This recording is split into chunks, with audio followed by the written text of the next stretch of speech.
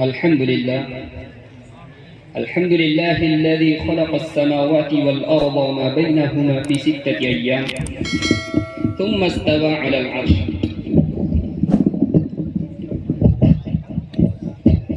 وأشهد أن لا إله إلا الله وأشهد أن محمدا عبده ورسوله. أما بعد، فأعوذ بالله من الشيطان الرجيم. بسم الله الرحمن الرحيم. فلا وربك لا يؤمنون حتى يحكموك فيما شجر بينهم ثم لا يجدوا في أنفسهم حرجا مما قضيت ويسلموا تسليما.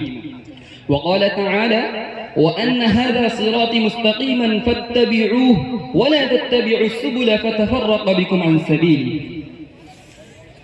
رئيس الحفل المبجل والأساتذة الكرام وضيوفنا الكرام وزملائي الأعزاء،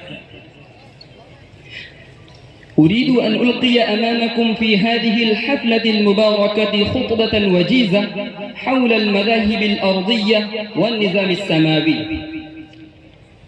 يا إخواني البارة، آلاف مؤلفة من الأديان والمذاهب ظهرت على هذا الوجه من الأرض، وأنواع متنوعة من النظريات والوجهات برزت وطلعت، وتنوع الناس اعتناقا وقبولا. هذه أمة يهودية، هذه أمة نصرانية، هذه أمة بوذية، هذه أمة زردشتية، هذه أمة رأسمالية، هذه أمة شيوعية، هذه أمة هندوكية، هذه أمة برهمية، وما إلى ذلك من الأمم المتعددة المختلفة.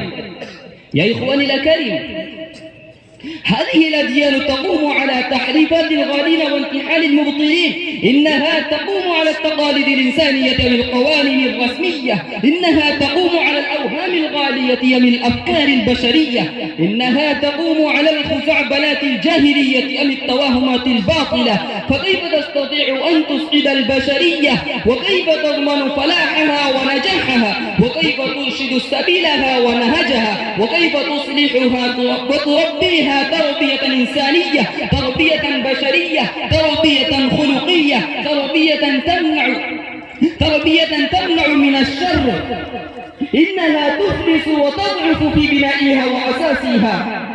فكيف تكون معوانا فيرجى؟ إنها خائبة خاسرة وأصحابها تسود وجوههم وترهقها ذلة وهم في الآخرة يخسرون. يا إخواني الأكارم، كيف تقابل هذه الأديان الإنسانية ذلك الدين القويم الذي أنزل من فوق 7 سماوات؟ كيف توازن ذلك الدين الذي خلقه اللطيف الخبير؟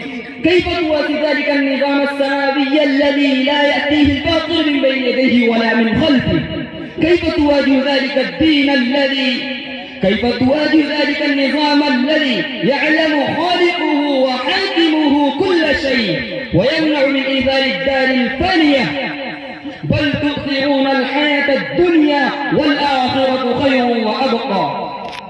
كيف توازي هؤلاء الأديان ذلك الدين المستقيم الذي يعلم خالقه وحاكمه كل شيء؟ إنه عليم بذات الصدور، إنه غفور رحيم، إنه مالك يوم الدين، إنه خلق فقدر، إنه خلق فسوى، إنه ذو القوة المتين، إنه ذو العرش المجيد، إنه فعال لما يريد، إنه لطيف خبير، إنه فالق الحب والنوى، إنه يخرج الحي من الميت ويخرج الميت من الحي، إنه صمد لم يلد ولم يولد ولم يكن له كفوا أحد.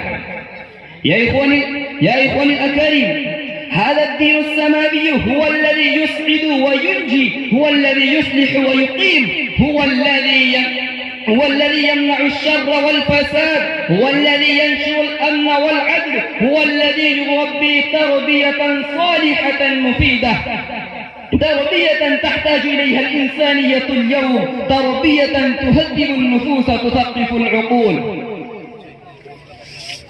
لتكون الإنسانية تصعد في ظلاله الوارفة سعادة أبدية حقيقية. واجهد ولا تكسل ولا تك غافلا، واجهد ولا تكسل ولا تك غافلا، فندامة العقبى لمن يتكاسل. أكتفي بهذه الكلمات وآخر دعوانا أن الحمد لله رب العالمين.